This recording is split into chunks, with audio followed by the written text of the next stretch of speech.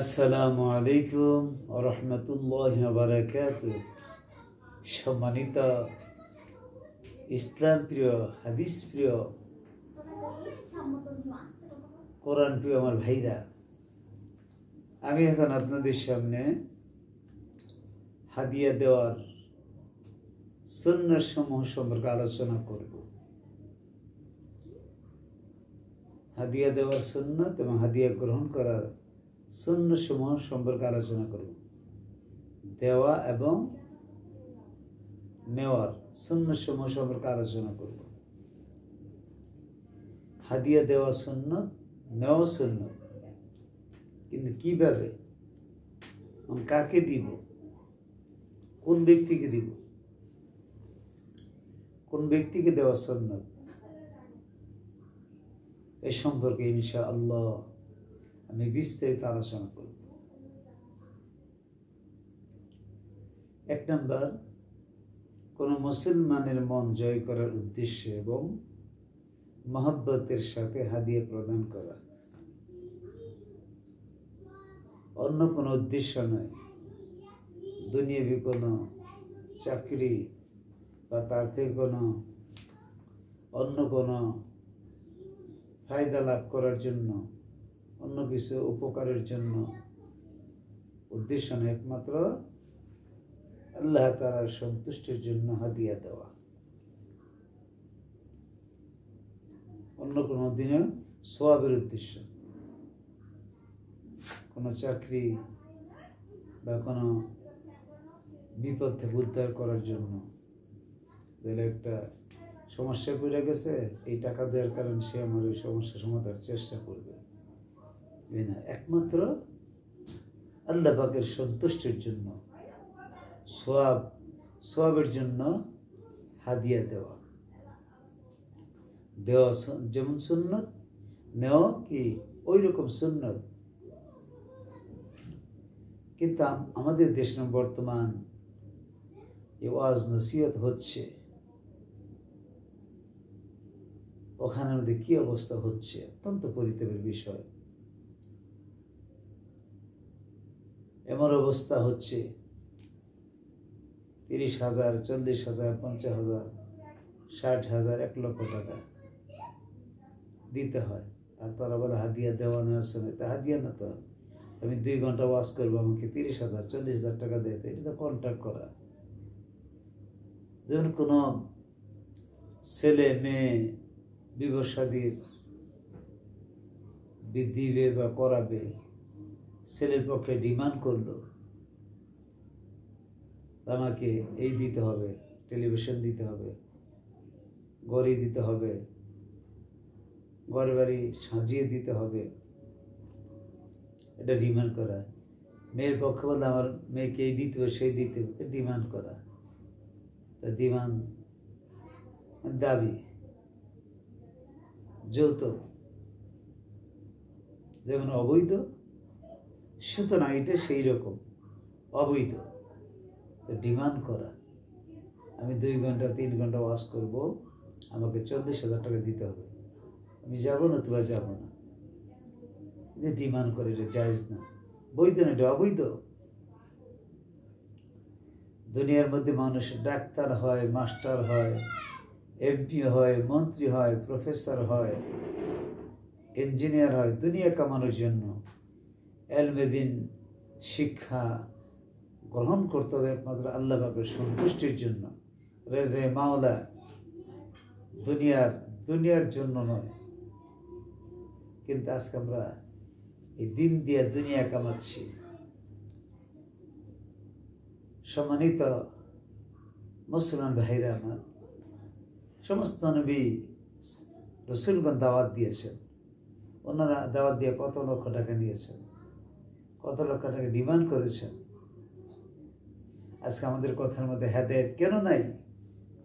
আমাদের মূল উদ্দেশ্য, আমাদের মাকসুদ হইলে এখন মাল, আর শ্রোতার উদ্দেশ্য হইল ফাল। মাল আর ফাল, কে রং ঢং করতে পারে, কোন বক্তা। মানুষ আগে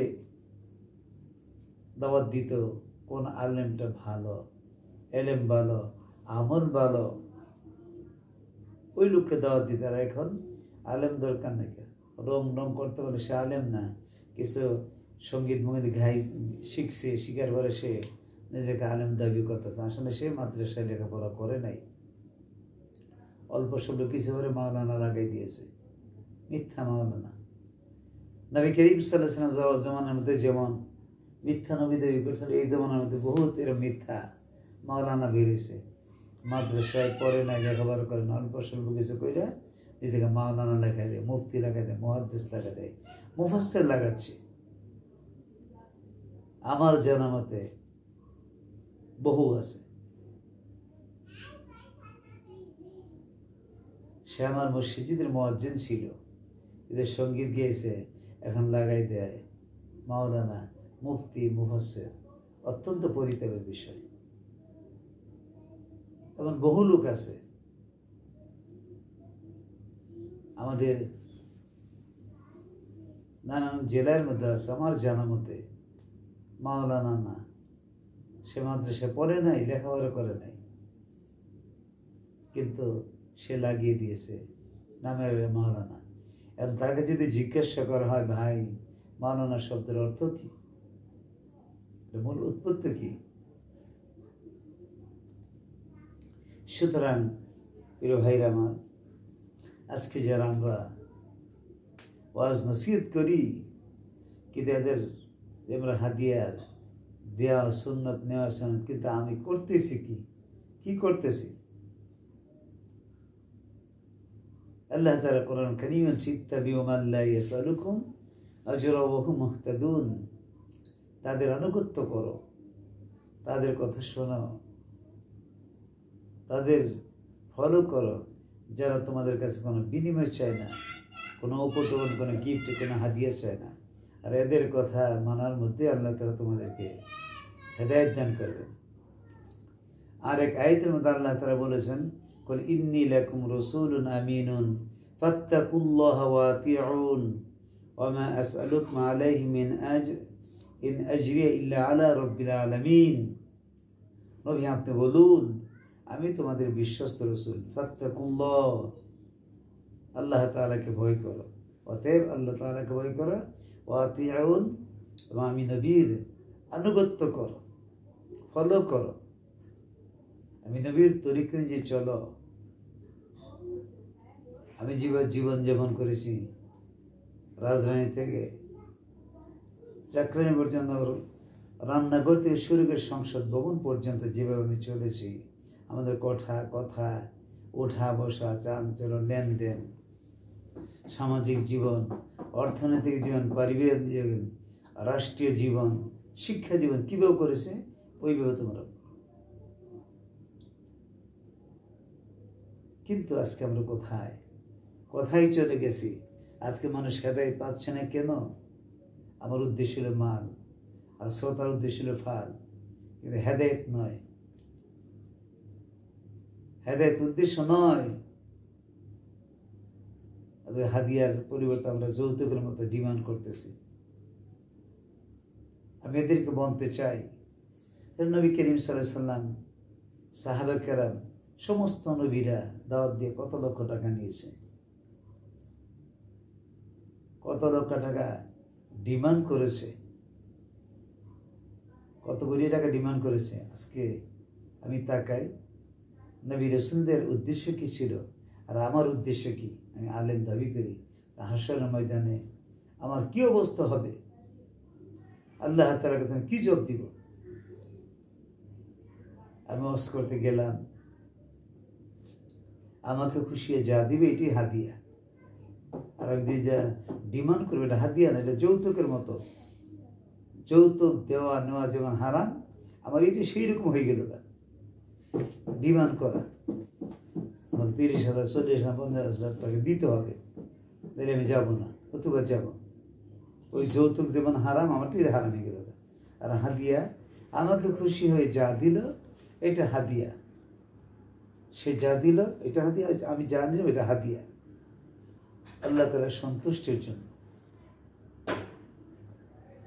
সম্মানিত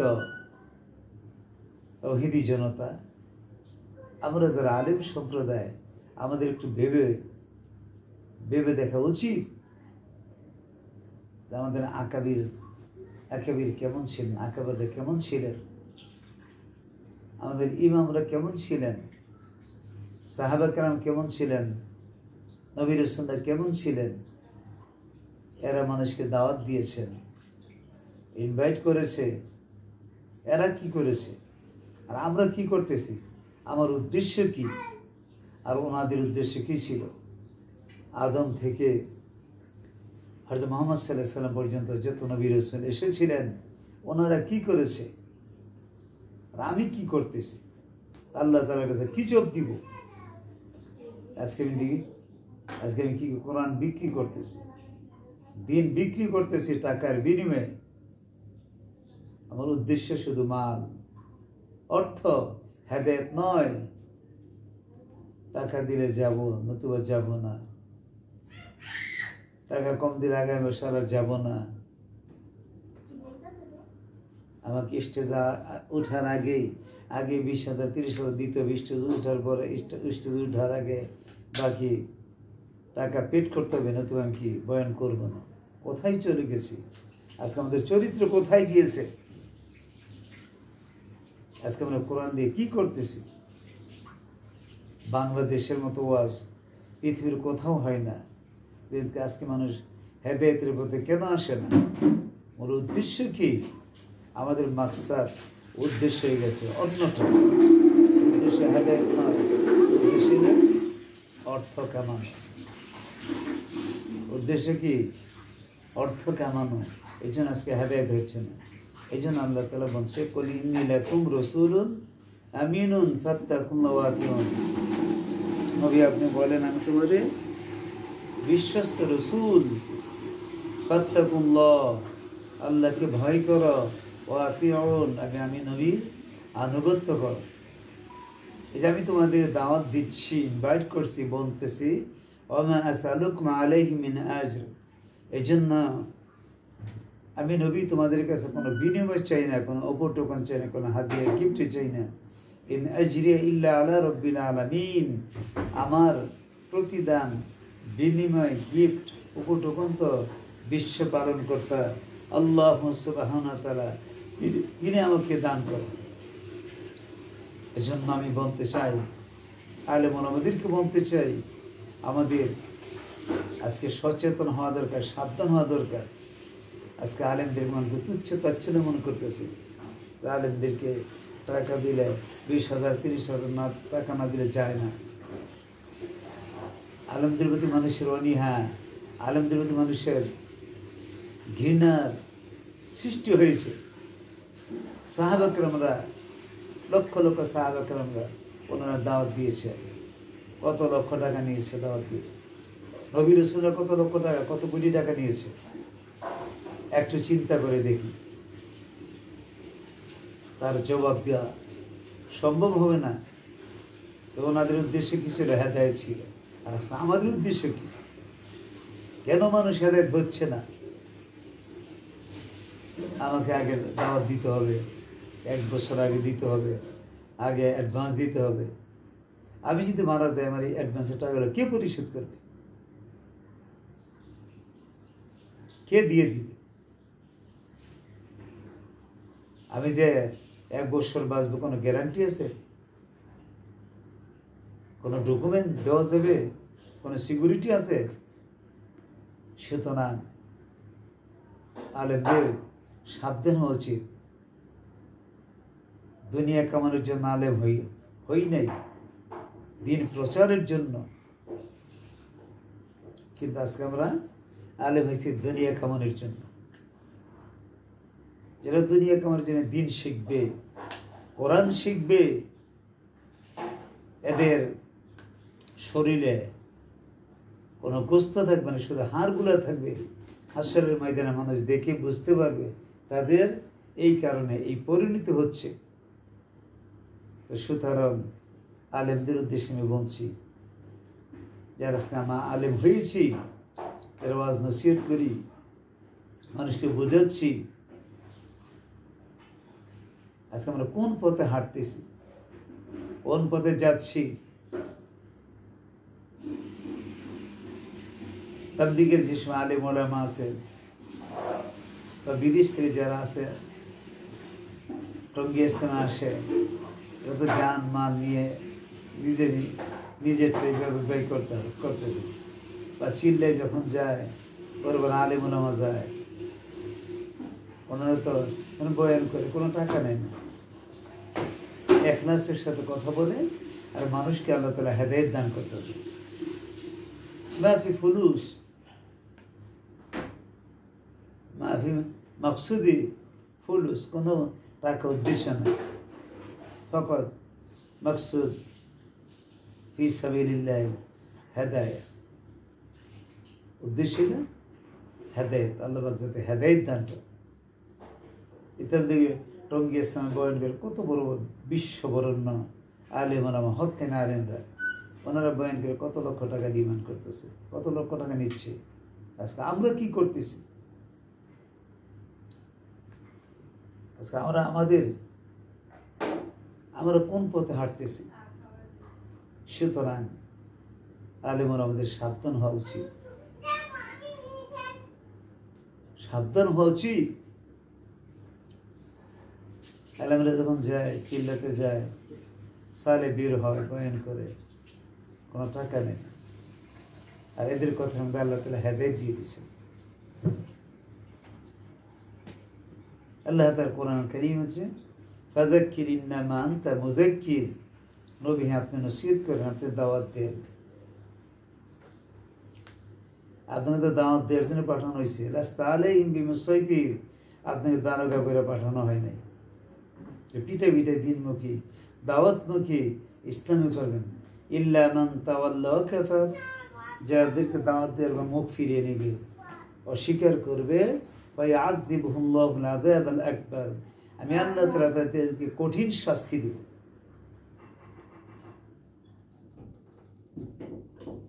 সম্মানিত সুধীবৃন্দ, এই জন্য আমাদের চিন্তা করা উচিত, আলেমন আমাদের চিন্তা করা উচিত, আজকে আমাদের গতি কোথায়, কোথায় চলে গেছে,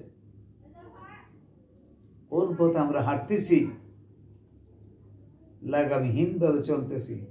হাসরের ময়দানে আল্লাহ নবী সাল্লাল্লাহু আলাইহি ওয়াসাল্লাম যদি জিজ্ঞাসা করে, আমার উম্মতেরা আল উলামা ওয়ারাসাতুল আম্বিয়া, আলেমরা নবীর উত্তরসূরি, নবীদের উদ্দেশ্যে নবীরা কি কাজ করছে দাওয়াত দেওয়ার পরে, আমি কি করতেছি? লা ইয়াদিতু দিনারা ওয়ালা দিরহামা, দিনার দিরহামের উদ্দেশ্যে না, দিনার দিরহামের উদ্দেশ্যে। সুতরাং ভাইরা আমার, আমরা হেদায়েতের সাথে কথা বলবো, তাহলে হেদায়েত পাবে, নতুবা হেদায়েত পাবে না। যাবে একটু রং শোনার জন্য যাবে, ওই মসজিদ স্টেজ পর্যন্ত, প্যান্ডেল পর্যন্ত, বাহিরে আসবে না। আর যখন আমরা ফি সাবিল কথা বলবো, আমাকে দাওয়াত দেওয়ার খুশিতে যা দিবে হাদিয়া, হাদিয়া দেওয়া নেওয়া সুন্নাত। আর হাদিয়ার মধ্যে 5টা জিনিস। 1 নম্বর, সুন্নতের দ্বারা আল্লাহ তাআলা সম্মান বৃদ্ধি করে দেয়। 2 নম্বর, যিনি সুন্নতে যে কাজ করবে, ওই কাজের মধ্যে আল্লাহ তাআলা বরকত দান করে।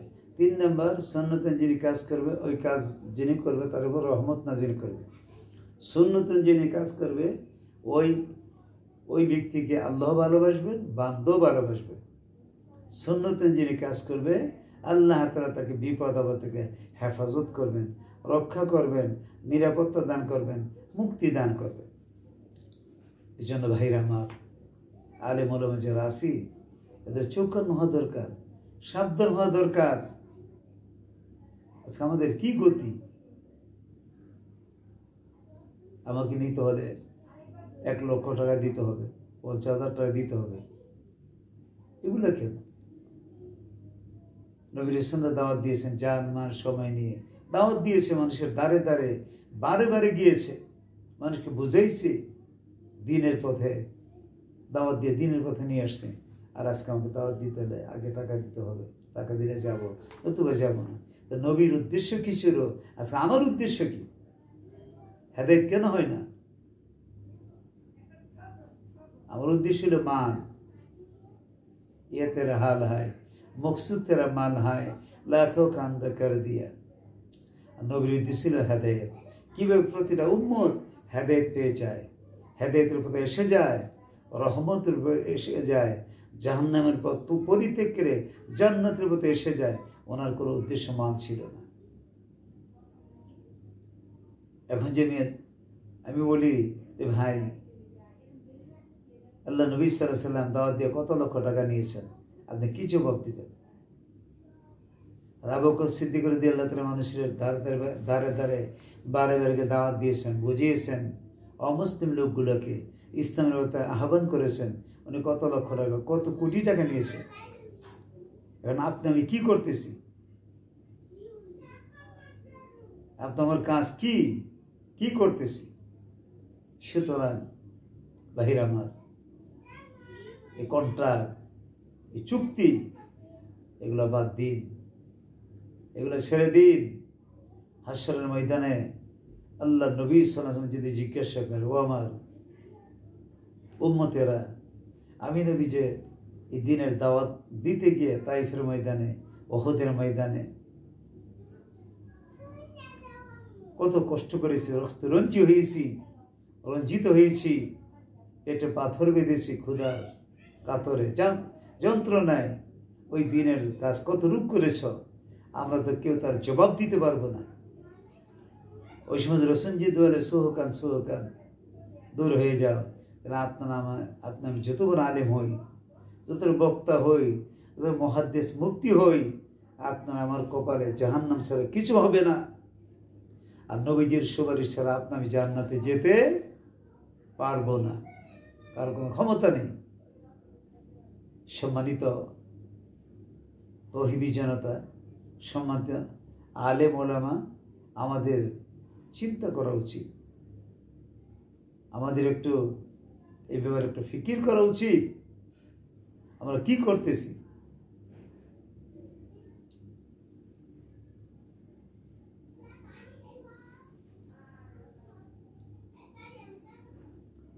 তাহলে হাদিয়া যেটা খুশিতে দেওয়া হয়, আল্লাহ তাআলার সন্তুষ্টির জন্য কাউকে দেওয়া হয়, ওই হাদিয়া দেওয়া নেওয়া সুন্নত, সওয়াবের জন্য, দুনিয়ার কোনো উদ্দেশ্য অর্জন করার জন্য না, কোনো চাকরির জন্য না, পুলিশে ধরেছে তাদের বাঁচার জন্য, এটা হাদিয়া না, এটা হলো ঘুষ, সুদ না দিলে সে ছাড়বে না, সে বিপদে বাঁচার জন্য। হাদিয়া একমাত্রই আল্লাহ তাআলার সন্তুষ্টির জন্য, কাউকে মহব্বত কইরা সওয়াবের জন্য যেটা দেওয়া হয়, এটাকে বলা হয় হাদিয়া। আর দুনিয়ার কোনো কাজের জন্য ভাই কাজটা করে দিবা, তোমাকে এত লক্ষ টাকা দিয়ে, এটা হাদিয়া না, এটা ঘুষ, এটা সুদ। সুদ ঘুষ হারাম। রাসূল কারীম সাল্লাল্লাহু আলাইহি ওয়াসাল্লাম তিনি হাদিসে বলছেন, আর রাশি ওয়াল মুরতাশি ফিন্নার, সুদদাতা সুদ গ্রহীতা দুটোটা জাহান্নামে যাবে। তো সম্মানিত তৌহিদি জনতা, আমরা যারা আজকে মাঠে আসি, আমিও বক্তৃতা করি, আমিও ওয়াজ করি, প্রায় 20, 25, 30 বছর ধরে আমিও মাহফিল করি। আল্লাহ তাআলা করাচ্ছে, আরও বাকি জীবন বেঁচে যত বছর আল্লাহ বাঁচায় রাখে করবো ইনশাআল্লাহ তফসির মাহফিল, সারা দেশে সারা বিশ্বে করবো ইনশাআল্লাহ। আল্লাহ যে কোরআনের তফসির, কোরআনের কথা সুন্দরভাবে সমুদ্রের কণ্ঠে ধারাবাহিক বিশ্বব্যাপী তফসির করে আল্লাহতে যোগ্যতা দান করে। আমি আজ পর্যন্ত কোনো কন্ট্যাক্ট করি নাই, করবো না, যেটা কন্ট্যাক্ট করে যেটা ঠিক নয়, জায়েজ নয়। আমি গেলাম ওখান থেকে খুশি, যা দিবে আলহামদুলিল্লাহ, দিলে আলহামদুলিল্লাহ, না দিলে আলহামদুলিল্লাহ। তো আলেম হয়েছি কন্ট্যাক্ট করে টাকা নেওয়ার জন্য না, আমার উদ্দেশ্যে দিন প্রচার করার জন্য, দিন প্রচার করার খুশি। কেউ যদি দিলে আলহামদুলিল্লাহ, না দিলে আলহামদুলিল্লাহ।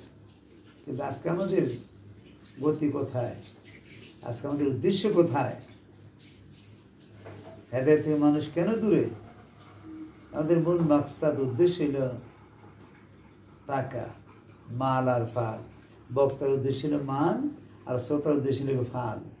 কোন বক্তা রমদম করতে পারে, একটু গান গাইতে পারে, ওটা কৌতুক করতে পারে ওই বক্তা, কিন্তু কোন বক্তা কোরআন হাদিসের আলোচনা করে সহি কথা বলে, ওই আলেমের কথা আমরা শুনতে রাজি না। কিন্তু আমাদের দেশের মধ্যে হক্কানি আলেমদের মুখপাত্র হযরতুল আল্লাহ নূর ওসমানীপুরী সাহেব, উনি কত উঁচু মাপের আলেম, কত সবার মাথার তাজ, ওই তার সাথে কোনো কন্ট্যাক্ট করে না। উনি যাওয়ার খুশি যা দেয় তাই নেয়, কোনো কন্ট্যাক্ট নেই। এমন বহুত আলেম ওলাম আছে, খুশি যা দেয় তাই নিচ্ছে।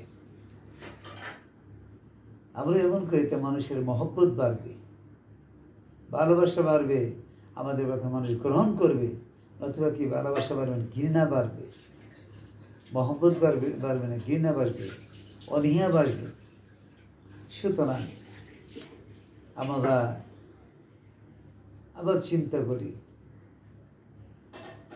চিন্তা করি আলেম হওয়ার মূল মাকসাদ, উদ্দেশ্য কি? ডাক্তার উদ্দেশ্য সে দুনিয়া কামানো, ইঞ্জিনিয়ার উদ্দেশ্যে দুনিয়া কামানো, এমপি মন্ত্রীর উদ্দেশ্য দুনিয়া কামানো। আলেম হওয়ার উদ্দেশ্য একটি থাকবে, যে আলেম দ্বীন প্রচার করবে, কোরআনের কথা বলবে, হাদিসের কথা বলবে, ওই নিজের জীবন গড়বে, মানুষের জীবন গড়বে, জাহান্নামী লোকগুলো জান্নাতি হবে। এটাই তো মূল মাকসাদ থাকতে হবে। আর এখন তো মাকসাদ আমাদের এই টাকা, মাল আর ফাল, এগুলো থেকে আমাদের দূরে থাকা উচিত। সম্মানিত তাওহীদি জনতা, আল্লাহ তাআলা আমাদের সবাইকে এই হাদিয়া দেওয়া নেওয়া, সুন্নত অনুযায়ী আমল করার তৌফিক দান করুন। সুদ ঘুষ থেকে বিরত থাকার তৌফিক দান করুন। 1 লক্ষ 2 লক্ষ টাকা কিছু ডিমান্ড করবো না, এগুলা থেকে আমরা বিরত থাকবো। যৌতুকের মতো আমাকে দিতে হলে 1 লক্ষ 1.5 লক্ষ টাকা দিতে হবে, পঞ্চায়েত দিতে যাবো না, তো যেমন এই ডিমান্ড করা এবং যৌতুক দেওয়া নেওয়া যেমন হারাম, এইগুলো দেওয়া নেওয়া হারাম। হাদিয়া দেওয়া সুন্নত, নেওয়া সুন্নত, এটাতে কোনো সমস্যা নেই। আর যৌতুক দেওয়া যেমন হারাম, নেওয়া হারাম, তো ডিমান্ড করা এগুলো হারাম। এই হারাম থেকে আমাদের বেঁচে থাকতে হবে। আল্লাহ পাক আমাদের সবাইকে, যারা আমরা মাঠে কোরআনের কথা বলি, হাদিসের কথা বলি, কোরআন নসিহত করি, আল্লাহ তাআলা আমাদের সবাইকে হাদিয়া দেওয়া নেওয়া সুন্নত ওইভাবে আমল করার তৌফিক দান করুক। যৌতুক থেকে, ডিমান্ড থেকে, এই অবৈধ কাজ থেকে, অপবিত্র কাজ থেকে, গুনার কাজ থেকে, হারাম কাজ থেকে আল্লাহ তাআলা আমাদের সবাইকে বিরত থাকার তৌফিক দান করুন। আমিন, আল্লাহুম্মা আমিন।